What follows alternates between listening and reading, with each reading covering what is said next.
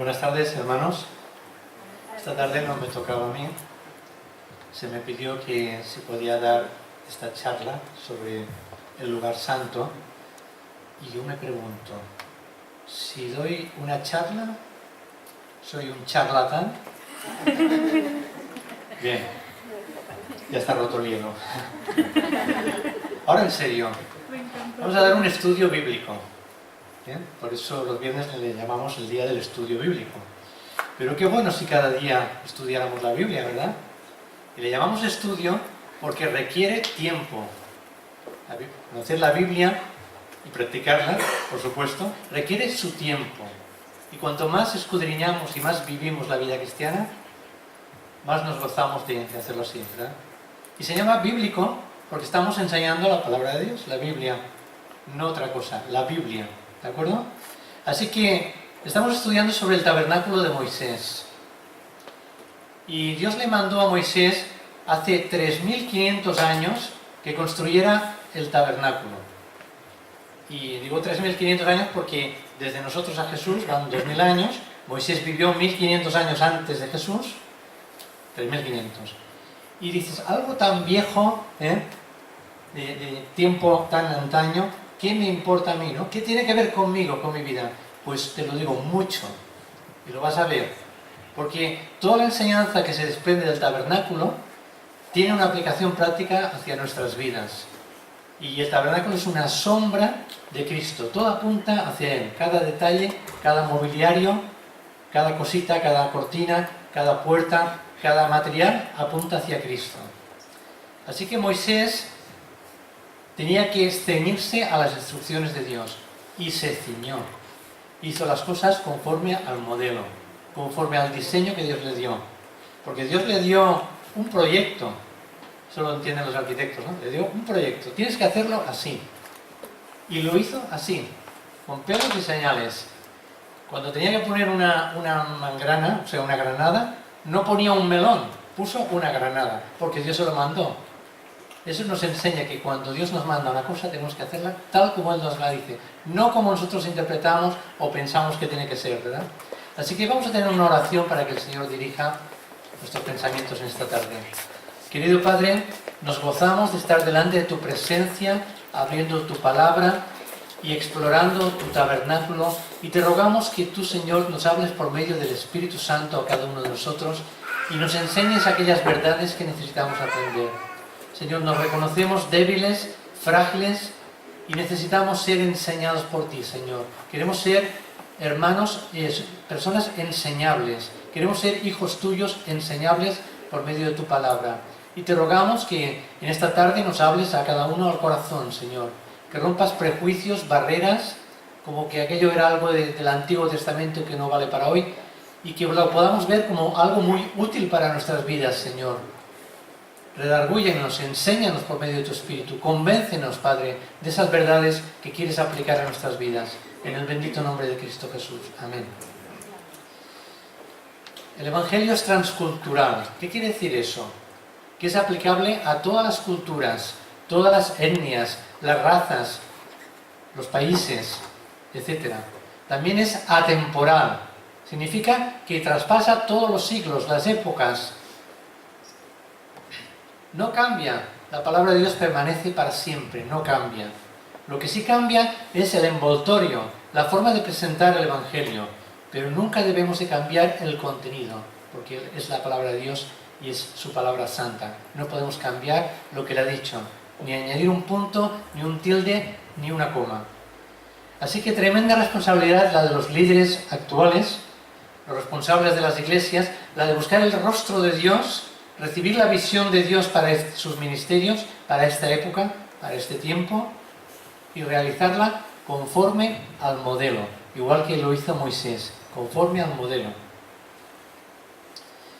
Vamos a leer en Éxodo 25, del 8 al 10, donde aquí vemos el propósito de Dios al hacer ese santuario. Dice, harán un santuario para mí y habitaré en medio de ellos.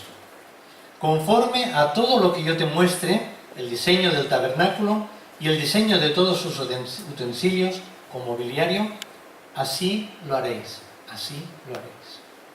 Este texto muestra que el propósito de Dios al querer construir ese tabernáculo era habitar en medio de ellos, en medio de su pueblo, en medio de nosotros. Dice, ¿harán un santuario para quién? ¿Para vosotros? ¿Para nosotros? Para mí, dice el Señor. El santuario es para Él. Y habitaré en medio de ellos.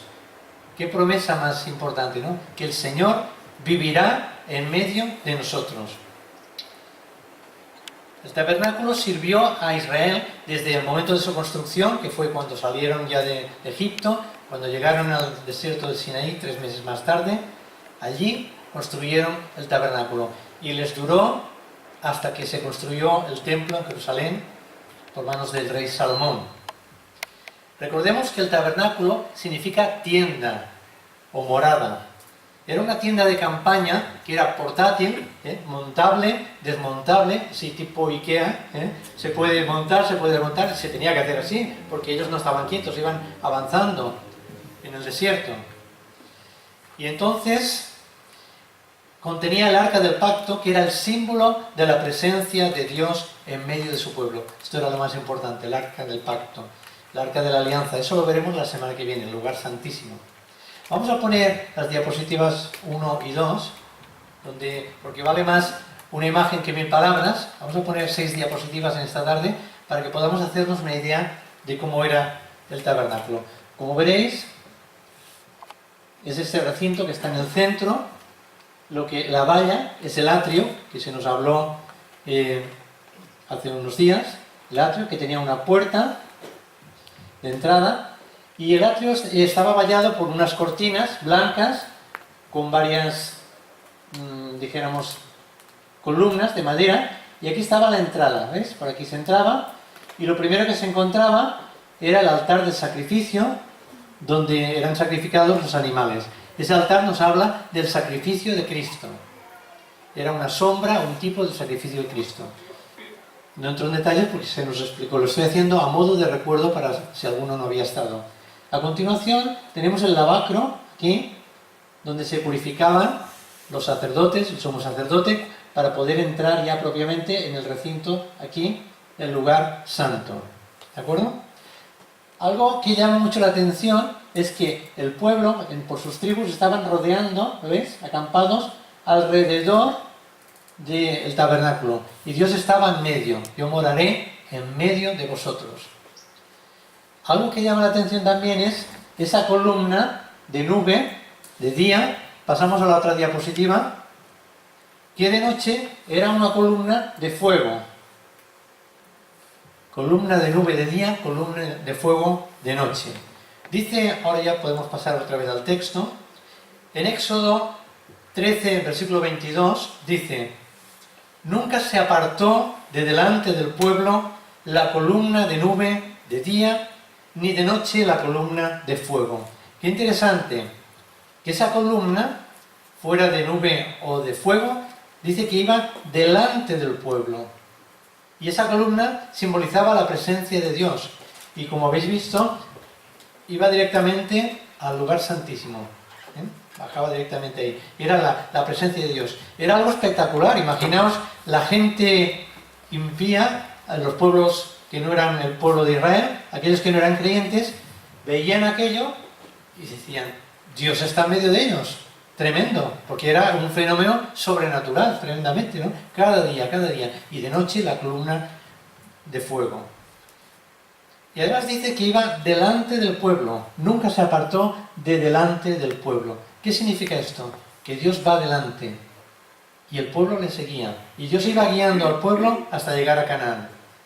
Esto nos da la enseñanza de que nosotros debemos de seguir la presencia de Dios, la dirección de Dios, la voluntad de Dios. Él siempre delante, nosotros detrás.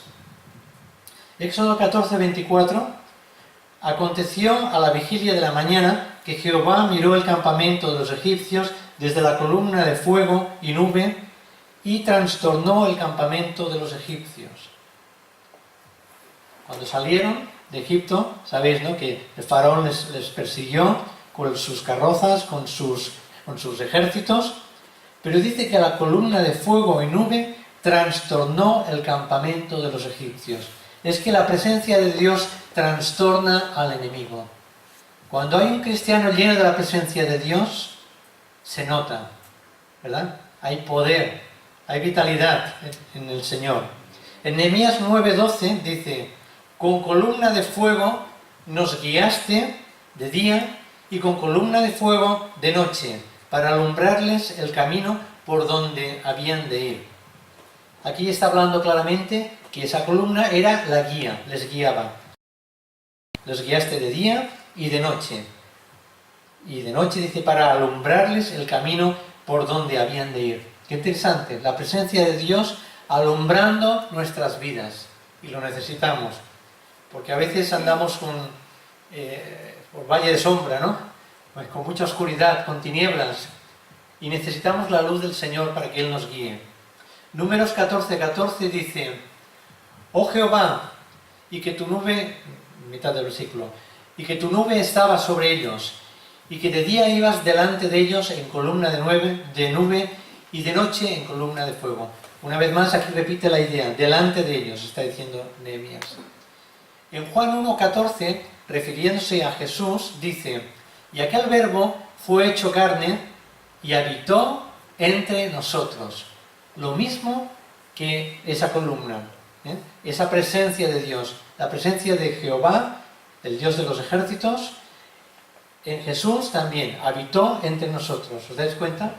Ya en el Nuevo Testamento. Mateo 28:20, la Gran Comisión dice: yo estoy con vosotros todos los días hasta el fin del mundo. Yo estoy con vosotros. Jesús, estoy con vosotros. Y además siempre. ¿Y cómo está con nosotros? ¿Cómo está? Él está arriba, a la diestra del Padre. ¿Cómo está en nosotros? Está diciendo que está con nosotros. ¿Oh? Con el Espíritu Santo. En la persona del Espíritu Santo. Vosotros sois templo del Espíritu Santo. Nosotros, nuestros cuerpos. En otra parte le dice: vuestros cuerpos son templo del Espíritu Santo, dice Pablo. Entonces los hijos de Dios somos ahora ese tabernáculo donde habita y se manifiesta la presencia de Dios. El Espíritu Santo es nuestra columna de fuego y de humo que nos guía de día y de noche. Un aleluya bien fuerte. ¡Aleluya! El Espíritu Santo nos guía ahora. No tenemos esa columna, tenemos el Espíritu Santo dentro de cada uno de los creyentes. Segunda de Corintios 5:1 dice: nosotros somos como una casa terrenal, como ese tabernáculo, como una tienda de campaña, no permanente. Pero sabemos que si esta tienda se destruye, Dios nos tiene preparada en el cielo una casa eterna que no ha sido hecha por manos de hombres. O sea que nuestro cuerpo ahora es ese frágil tabernáculo que un día dejará de estar aquí, pero que dice que si ese cuerpo se destruye por medio de la muerte, ahí tendremos un cuerpo, una casa eterna, en una morada celestial. Qué fuerte, qué bueno. Regresando otra vez al tabernáculo del desierto, y a modo de repaso, recordemos que estaba formado por tres etapas, ¿no? Tres partes. El atrio, ¿qué más? Lugar santo y el lugar santísimo. Estas tres partes, ¿eh? Entonces, entre los capítulos 25 y 30 del libro de Éxodo es donde la palabra de Dios nos relata todo esto del tabernáculo, cómo se construyó, cómo tenía que hacerse, el modelo a seguir en la preparación de la ropa que iban a utilizar el sumo sacerdote, los utensilios, las cucharas, los platos, los recipientes, todo con pelos y señales. Vamos a pasar ahora a las demás diapositivas, las vemos todas de seguidas. Aquí tenemos un plano, así como cuando vamos a comprar un piso nos dan un plano, ¿no? Un esquema, la puerta de entrada, las habitaciones, los baños, la cocina. Ahí vemos el tabernáculo a modo de esquema. Ahí tenemos la entrada, el altar de bronce, la fuente, todo esto, el lugar santo. Y aquí están los tres elementos que vamos a estudiar hoy. Que están el candelabro, la mesa de los panes y el altar del incienso. Y la semana que viene veremos el arca, que está en el lugar santísimo. Recordar que tenía 45 metros, ¿lo veis ahí arriba? 45 metros de un extremo a otro, y luego de anchura 22 metros y medio. y ya la tienda en sí dentro, 6 metros de anchura por 15 de longitud. Pasamos al siguiente esquema.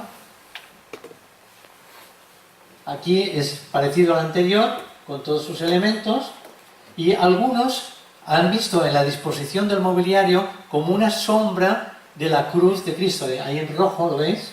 Según cómo están dispuestos desde el Arca de la Alianza hasta aquí el altar del sacrificio y luego pasando por el candelero de oro, ahí, y la mesa de los panes, algunos han visto ahí la cruz de Cristo como una sombra del tema de la venida de Cristo. Pasamos a la siguiente diapositiva. Aquí tenemos los 3 elementos o mobiliario que vamos a ver que estaban dentro del lugar santo. Veremos primeramente aquí la mesa de los panes de la proposición, después veremos el candelabro o candelero, también llamado la menorá, con acento la. Los judíos sabéis que al candelabro este de 7 brazos le llaman la menorá, ¿de acuerdo? Y aquí a la izquierda tenemos el altar del incienso, ¿de acuerdo? ¿Queda alguna más? Creo que no queda más diapositiva, ¿no? Ah, sí, una más, la última.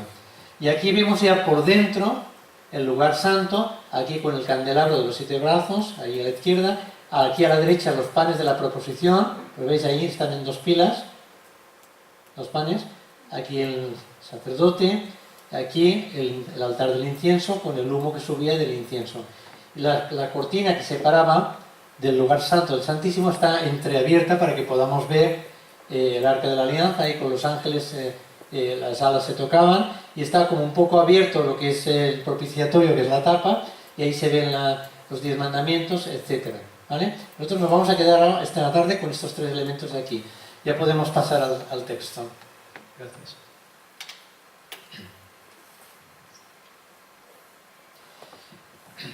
Bien, la puerta de entrada al tabernáculo, o sea, la primera puerta, era bastante ancha, y ahora vemos otra puerta. Esa puerta era de la misma anchura que la primera, pero había una diferencia entre ellas dos. Y es que la primera dejábamos afuera el mundo, el pecado, la carne, el mundo, todos sus intereses, mientras que cuando ya pasamos por delante el altar del sacrificio, llegamos a la conversión a través de Cristo, la fuente, el Señor nos santifica, el Señor nos limpia por su palabra, nos va lavando, el lavacro se llama así, cruzamos la segunda puerta y estamos ya dentro del lugar santo. Estamos solos, imaginamos que estamos haciendo ahora una excursión ahí, solos con Cristo allí, en su presencia. Detrás queda todo lo demás. Y a la derecha vemos la mesa de los panes de la proposición. A la izquierda el candelero y al fondo, delante justo de la cortina que separaba el lugar santo del Santísimo, el altar del incienso. Vamos a ver ahora cada uno de estos 3 elementos. La mesa de los panes de la proposición, también se le llama la mesa de la presencia. Y sobre ella se colocaban 12 tortas de pan que simbolizaban las 12 tribus de Israel. Ahí ha habido mucha especulación de cómo se colocaban, algunos lo habéis visto en los dibujos, 2 pilas de 6 tortas aquí, 6 tortas al lado, otros lo han puesto de otra manera, pero eso no es lo que importa. Lo que importa es que representa a las 12 tribus de Israel. Y eso da a entender que Dios proveía el alimento en condiciones de igualdad para todos, para todas las tribus, para toda la humanidad. En Éxodo 25, del 23 al 30 dice: harás asimismo una mesa de madera de acacia, su longitud será de 2 codos de anchura, de 2 codos, su anchura de 1 codo y su altura de 1 codo y medio. 1 codo eran como unos 45 centímetros y era la longitud que iba desde aquí, desde el codo, hasta la punta de los dedos. Si tomáis 1 metro y lo medís, veréis que 45, más o menos, ¿eh? Y entonces, cuando dice que tenía 2 codos, pues que eran 90 centímetros. Así que la mesa medía 90 centímetros, porque dice que eran 2 codos. 90 centímetros de largo, pues sería como esa mesa que hay allí, más o menos. 45 de ancho, más o menos, esa sería la dimensión. Y de altura, 65 centímetros. Tenía la misma altura que el altar, que el arca de la alianza, la misma altura. Dice, la revestirás de oro puro y harás una moldura de oro a su alrededor. La moldura de oro que estaba a su alrededor era para evitar que el pan se cayese. Ahora la descripción continúa en los versículos 25 y 26, que dice, le harás también alrededor un borde de un palmo menor de ancho y harás una moldura de oro alrededor del borde. Y le harás 4 argollas de oro y pondrás argollas en las 4 esquinas que están sobre sus 4 patas. Debían colocarse unas varas a través de esas argollas y esas varas siempre estaban puestas y servían para acarrear esa mesa de los panes, para que pudiera ser transportada en el viaje a través del desierto de los israelitas. Sería llevada sobre los hombros de los sacerdotes, siempre los sacerdotes. Continuamos leyendo versículos 29 y 30. Harás también sus fuentes, sus vasijas, sus jarros y sus tazones con los cuales serán las libaciones de oro puro, las harás. Y pondrás sobre la mesa el pan de la proposición perpetuamente delante de mí. El pan era el símbolo de Cristo. La mesa también era una figura de Cristo. Esa mesa del pan de la proposición nos sugiere muchas cosas. Nos habla de sustento, de provisión, de suministro. Es la mesa de la salvación. En Mateo 22, no lo vamos a leer ahora, nos habla de la parábola de la boda del hijo del rey. Y ahí vemos al padre del hijo que iba a casarse, que relata que invita a mucha gente y los invitados van poniendo excusas y rehúsan ir a la boda, más bien huyen de la boda, ¿no? Pasa algo parecido con las bodas de hoy día. Cuando nos invitan a una boda casi nos hacen unos desgraciados y conviene huir si es posible, ¿no? A menos que sea de mucho compromiso. Bueno, pues aquí los invitados ponen muchas excusas. Eso irrita al rey, que se encargó de tratar con los que la habían rechazado. Una vez hecho esto, el rey amplía su invitación a todos los que se encontraban por las calles, quienes fueron convidados a asistir a la fiesta y a comer. Eso significa que Dios primero trae su salvación a su pueblo de Israel, pero su idea es extender a toda la humanidad. Y así se hizo. El apóstol Pablo fue llamado el apóstol de los gentiles, porque fue precisamente a los que no eran judíos, ¿no? Y así se fue extendiendo la palabra. De la misma manera, esta invitación se ha extendido a todo el mundo para que las personas vengan y participen de su salvación que se encuentra en Jesucristo. No en una religión, sino en Jesucristo. Se trata pues de una mesa de provisión. Dios como creador provee los alimentos para el ser humano y también para los animales, para los demás seres vivos. Cada día podemos comer, como antes se ha mencionado, podemos comer de un plato en nuestra mesa. Físicamente, alimentos provistos por Dios. Sin embargo, pocos le dan gracias por esos alimentos, ¿no? ¿Cuántos damos gracias? ¿Tenéis la costumbre de dar gracias? Amén. Eso es buena cosa. Esa es una mini oración, ¿no? Ahí se empieza con oraciones breves. Hay quienes hacen oraciones larguísimas y se enfría la sopa. Y hay quienes dicen, vamos a tomarnos de las manos para que nadie empiece, asegurarse de que nadie va a empezar mientras estamos orando. Bueno. Sin embargo, pocos reconocen la verdad y pocos le dan gracias a Dios por su generosidad, por todo lo que Él nos da.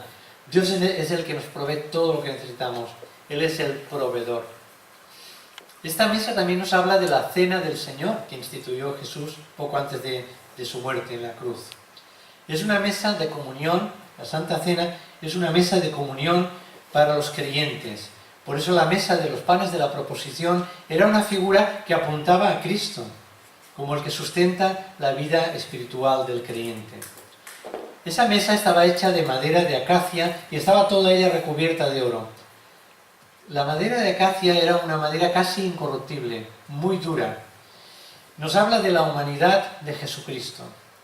Sin embargo, el oro puro con que fue recubierta esa madera nos habla de su deidad, su divinidad.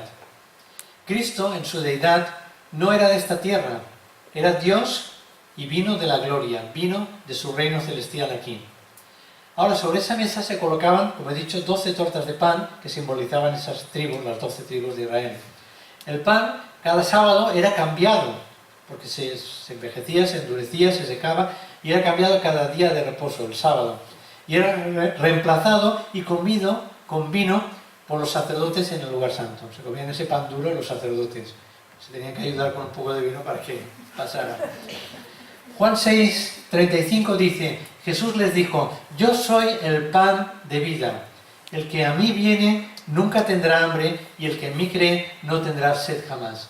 Así que Jesús es ese pan simbolizado en esa mesa de los panes de la proposición. Aquella mesa nos habla de Cristo como el sustentador de la vida eterna que es un don, un regalo. Es el maná que descendió del cielo. La persona que recibe ese pan recibe la vida eterna. Sin embargo, el creyente, una vez ha recibido de esa vida eterna, requiere comer de ese pan espiritual, de ese alimento como sustento para ayudarle a crecer espiritualmente. Si tú, si yo queremos crecer día a día espiritualmente, nuestra fe queremos desarrollarla, que crezca, necesitamos comer cada día de Cristo, que es el pan de vida, para adquirir fuerza espiritual para la vida aquí en la tierra. El pan de la mesa del lugar santo simboliza a Cristo como ese alimento especial para aquellos que han participado del maná o el pan de la vida. La pregunta es, ¿nos estamos alimentando de Cristo? Ahí lo dejo. No me respondáis, como dice el pastor, que me puedo asustar. ¿Nos estamos alimentando de verdad del pan de vida que es Cristo? En Efesios 6:10 dice, hermanos míos, dice el apóstol Pablo, fortaleceos, ¿en quién? ¿En mí, Pablo? En el Señor. Fortaleceos en el Señor. ¿Y en el poder de quién? De su fuerza. De su fuerza. ¿La fuerza de quién? Del Señor. Así que muchos hermanos, lamentablemente, llevados por los afanes cotidianos de la vida y también de la iglesia, están descuidando nutrirse, alimentarse de Cristo a través de la comunión con Él, de la palabra y de la oración. Necesitamos nutrirnos de Cristo cada día, porque si hacemos muchas cosas y no nos nutrimos, no vamos a tener fuerza espiritual. Mira, el otro día un compañero me dice, así con mala baba, mientras estábamos comiendo, un compañero de trabajo, oye, la madera de acacia, porque le comenté que estaba preparando un estudio sobre esto del tabernáculo, y me dice, la madera de acacia en el desierto, pues allí solamente había palmeras. Como queriéndome decir que la Biblia era una patraña, una mentira, ¿no? ¿Os dais cuenta? Tenemos que estar preparados para dar respuesta al que nos demande razón. Al día siguiente le envié un link de internet donde explicaba todo el tema de la madera de acacia, que hay más de 115 especies de acacias en África, y en el desierto hay acacias también, y si no las hay, las hubieran buscado, porque Salomón no tenía madera de cedro, y lo buscó en el Líbano, lo compró, lo hizo traer con las naves ahí de Tarsis y demás, hizo traer de ahí del Líbano, hizo traer el cedro, que era el mejor cedro que había para construir las partes de madera de su templo, del templo de Salomón. Es decir, si no hubiera madera, la hubieran conseguido donde fuera. ¿Qué pasó con las pirámides de Egipto? Allí no había piedra. ¿Cómo construyeron esas pirámides? Pues la trajeron la piedra de donde fuera, la trajeron, ¿entendéis?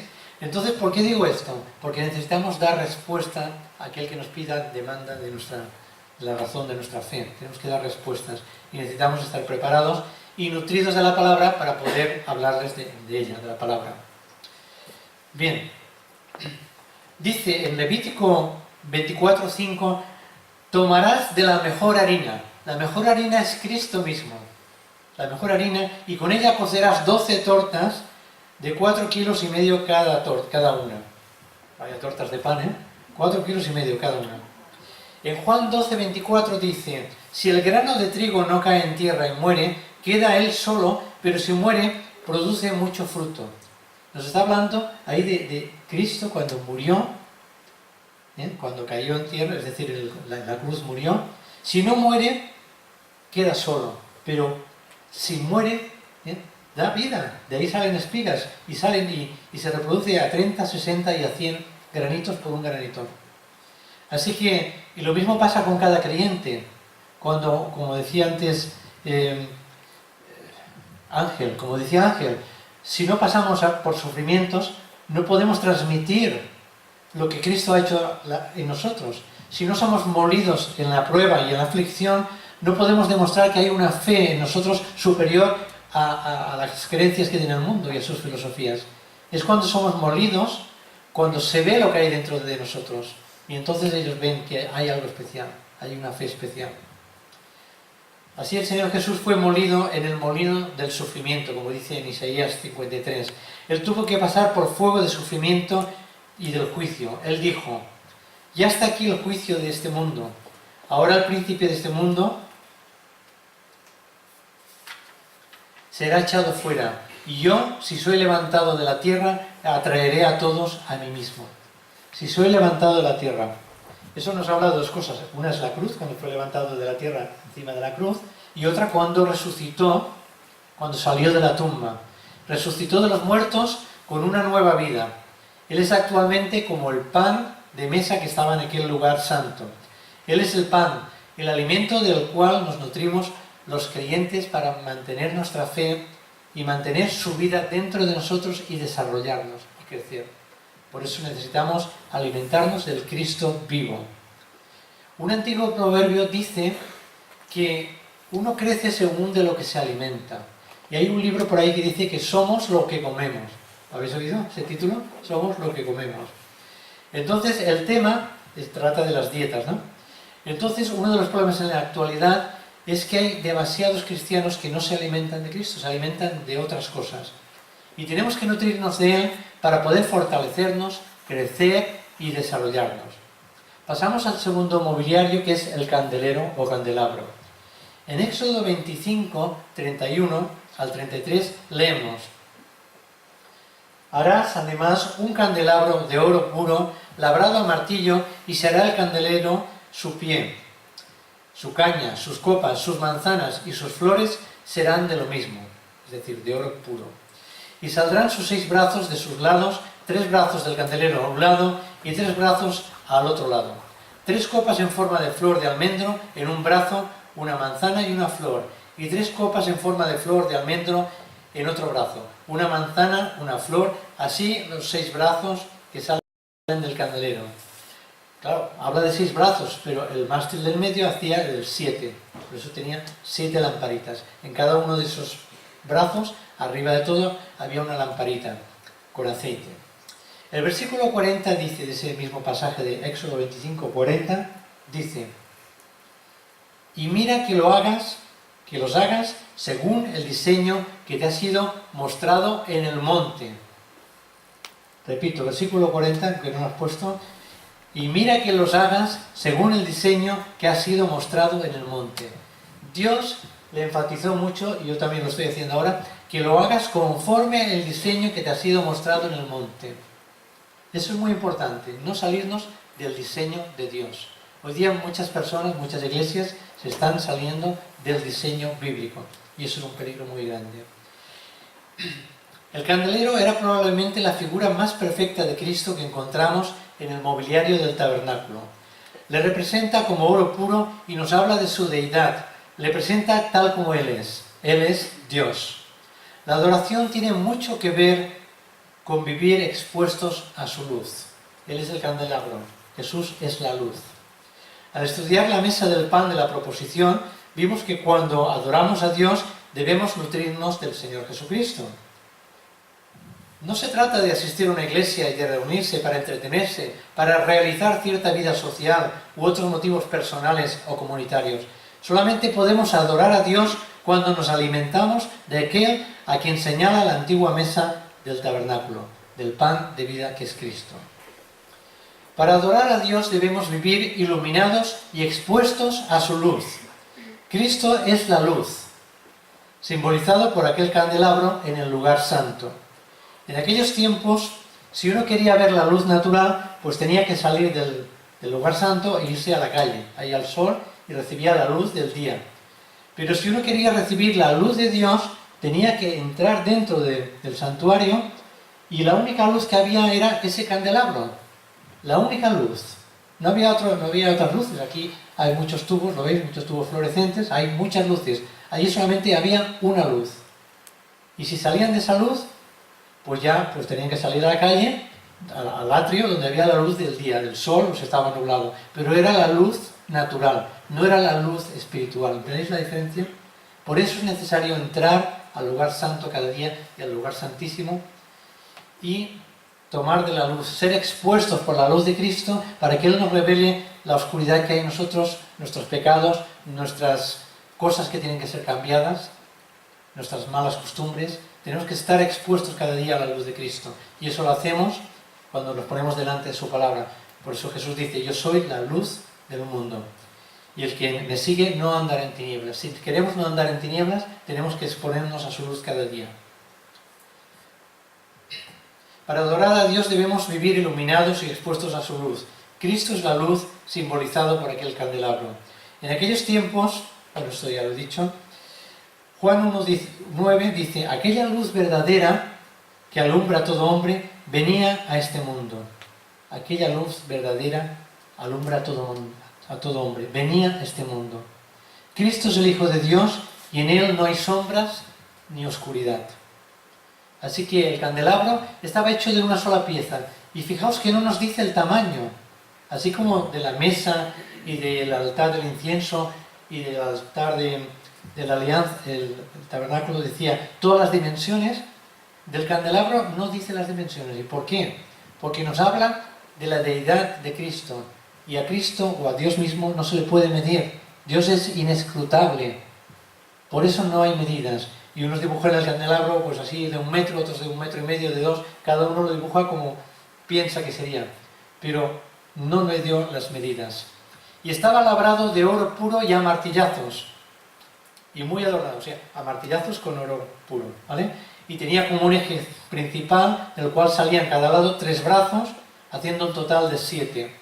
Cada brazo era como la parte principal y más ensanchada de la hoja de un almendro con su fruto y flor. En la parte superior de los brazos se encontraba una flor de almendro abierta y allí era donde se colocaban las lamparitas, 7 lamparitas llenas de aceite. Y esas lamparitas de aceite, el aceite simboliza el Espíritu Santo. ¿Veis? El aceite en la Biblia simboliza el Espíritu Santo que guía al creyente. Nosotros mismos no podemos entender a Dios, por eso necesitamos que su Espíritu Santo nos ilumine. Sus lámparas, las lamparitas que iluminaban al sumo sacerdote, nos tienen que iluminar a nosotros. Él es perfectamente humano también. Su deidad y su humanidad nunca se fusionaron. Junto con el hecho de que Jesús lloró ante la muerte de Lázaro, que era su amigo, también está la frase poderosa, Lázaro, ven fuera. Y él resucitó, salió vivo de la tumba. Ahí vemos al Jesús que llora, al Jesús humano, al Jesús divino, con poder lo resucita de la tumba donde estaba. Así que el candelabro proporcionó luz al lugar santo, que era el lugar de la adoración. Observemos que ese candelabro sostenía las lamparitas iluminadas. Al mismo tiempo, esas lamparitas encendidas revelaban la belleza del candelabro, porque estaba esculpido con unas manzanas, unas florecitas. Era algo muy bello, era hermoso. Y nos habla de la belleza de Cristo, de su carácter, de sus perfecciones, de su divinidad. Así el Espíritu Santo, como dice la palabra, Él os enseñará todas las cosas, Él os guiará a toda la verdad, Él os mostrará, Él os recordará las palabras que yo os he hablado, dijo Jesús, ¿no? O sea, el Espíritu Santo nos recuerda a Jesús y nos habla de Jesús. Juan 14:26 dice, Cristo del Espíritu Santo, pero el Consolador, el Espíritu Santo, a quien el Padre enviará en mi nombre, Él os enseñará todas las cosas y os recordará todo lo que yo os he dicho. Cuando tú y yo estudiamos la Biblia juntos y nos reunimos alrededor de la persona de Cristo, y el Espíritu Santo es el que nos revela a Cristo, porque no nos engañamos, si no fuera por el Espíritu Santo, pues no tendríamos la palabra tampoco, porque Él fue quien inspiró la palabra a esos 40 hombres que la escribieron, a lo largo de 16 siglos de diferencia, unos 1600 años. Todos esos hombres y mujeres, hombres que Dios utilizó para revelar su palabra, pues el Espíritu Santo fue quien se la inspiró. Y si Él no nos inspira, o no nos ilumina, perdón, cuando la leemos, si Él no ilumina nuestra mente, no podemos entender lo que dice la palabra de Dios. Necesitamos que el Espíritu Santo nos ilumine como iluminaba allí en el candelero. El Espíritu Santo revela a Jesucristo como el Hijo de Dios, aquel que vino a la tierra para intervenir a favor nuestro y que vive en el cielo ahora mismo para interceder por nosotros. Y hablando de intercesión, vamos a pasar al tercer elemento, tercer mueble, que es el altar del incienso. Leemos en Éxodo 30, del 1 al 10, aquí nos explica: harás asimismo un altar para quemar el incienso. De madera de acacia lo harás. Su longitud será de 1 codo, es decir, 45 centímetros, y su anchura de 1 codo, sería cuadrado. Y su altura de 2 codos, el doble, y sus cuernos serán parte del mismo. Lo cubrirás de oro puro, su cubierta, sus paredes en derredor y sus cuernos le harás en derredor una cornisa de oro. Le harás también 2 anillos de oro debajo de su cornisa y a sus 2 esquinas a ambos lados suyos para meter las varas con que será llevado. Harás las varas de madera, de acacia, y las cubrirás de oro. Y lo pondrás delante del velo que está junto al arca del testimonio, delante del propiciatorio que está sobre el testimonio, donde me encontraré contigo. Y Aarón quemará incienso aromático sobre él cada mañana, cuando aliste las lámparas lo quemará. Y cuando Aarón encienda las lámparas al anochecer, quemará el incienso, rito perpetuo delante de Jehová por vuestras generaciones. No ofreceréis sobre él incienso extraño, ni holocausto, ni ofrenda, ni tampoco derramaréis sobre él libación. Versículo 10. Y sobre sus cuernos hará Aarón expiación una vez en el año con la sangre del sacrificio por el pecado para expiación. Una vez en el año hará expiación sobre él por vuestras generaciones. Será muy santo a Jehová. Bueno, era construido de madera de acacia y luego estaba todo forrado de oro, completamente, todo. Tenía en sus esquinas como una especie de cuernos que eran también de una sola pieza junto con el resto del mueble. También estaban forrados de oro. Todo era forrado de oro. Y tenía unas anillas también a los lados y unas varas para transportarlo. Para esto había también 2 varas de acacia recubiertas de oro. Todo estaba recubierto de oro. Nos habla de la divinidad. Dios tiene que cubrir todo. Jesús cubre nuestras oraciones. De hecho, oramos en el nombre de Jesús. En el nombre de Jesús. Y nosotros hacemos nuestras oraciones aquí y van en el nombre de Él, van al Padre. Él es nuestro intercesor. Dice la palabra que está a la diestra del Padre intercediendo. ¿Por quién? Por nosotros. Por nosotros. Él es nuestro intercesor. Así que este mueble del altar del incienso nos habla de nuestras oraciones que elevamos al Señor, pero también habla de la intercesión de Él llevándolas al Padre, trasladándolas al Padre. En este altar, Aarón, que era el sumo sacerdote, tenía que quemar incienso sobre él cada mañana para preparar las lámparas. Quitaba las mechas quemadas, ponía nuevas y cada anochecer volvía y encendía las lámparas y siempre estaba encendido ese altar, siempre había luz, siempre estaba quemando incienso allí, porque el incienso simboliza ¿qué? Las oraciones de los santos, de los creyentes, el incienso. Entonces, cuando el sacerdote salía del lugar santo, todas sus vestiduras, toda su ropa estaba impregnada del olor del incienso, olor a oraciones, olor a santidad. La fragancia del incienso era llevada afuera, ¿no? Y el carácter de Dios se podía ver en el mundo. El mundo veía el carácter de Dios en ese sumo sacerdote cuando salía. Los que viven en su presencia manifiestan el olor de su conocimiento. Así como somos olor de muerte para los incrédulos, somos olor de su conocimiento y un olor grato para Dios.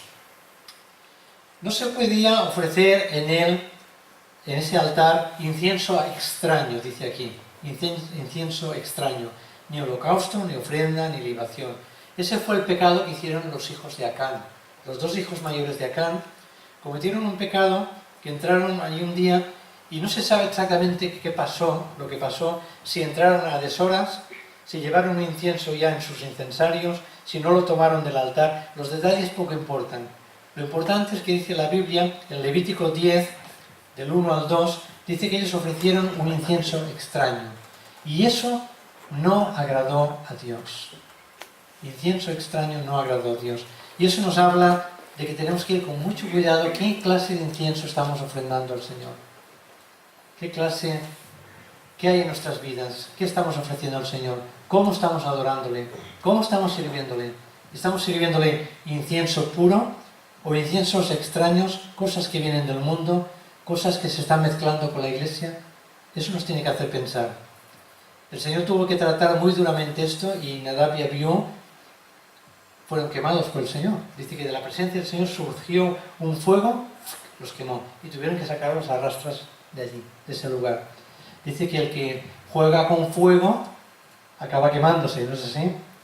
Eso nos habla de algo muy importante. En la Iglesia del Dios viviente tenemos que ofrecer incienso puro, oraciones puras, motivaciones puras. Se refiere a fuego preparado, ese incienso extraño, fuego preparado de modo contrario al divinamente indicado, y tipifica cualquier entusiasmo religioso generado por medios puramente carnales y no de acuerdo a la mente de Dios. Así que hemos visto, a través del lugar santo, hemos visto a Cristo, que es nuestra luz, en el candelabro, reflejado y simbolizado en el candelabro. Hemos visto a Cristo, que simboliza el pan de vida, del cual tenemos que alimentarnos, en la mesa de la proposición. Y hemos visto a Cristo en el altar del incienso. Él es nuestra ofrenda, Él es nuestra intercesión, y nosotros debemos de interceder también al Padre a través de Él. Que el Señor nos ayude realmente, hermanos, que nos ayude a ofrecer sacrificios puros al Señor, incienso puro, que nos enseñe a ser alumbrados por la luz del Espíritu Santo, que nos enseñe a comer cada día de su palabra y nutrirnos de Él, de forma que podamos vivir de Él, vivir de Él, vivir por Él y vivir para Él. Así nuestro servicio va a ser para su gloria y vamos a fructificar, y lo que hagamos va a traerle exclusivamente la gloria a Él y no al hombre. Señor, ayúdanos, Espíritu Santo, que así sea. Amén.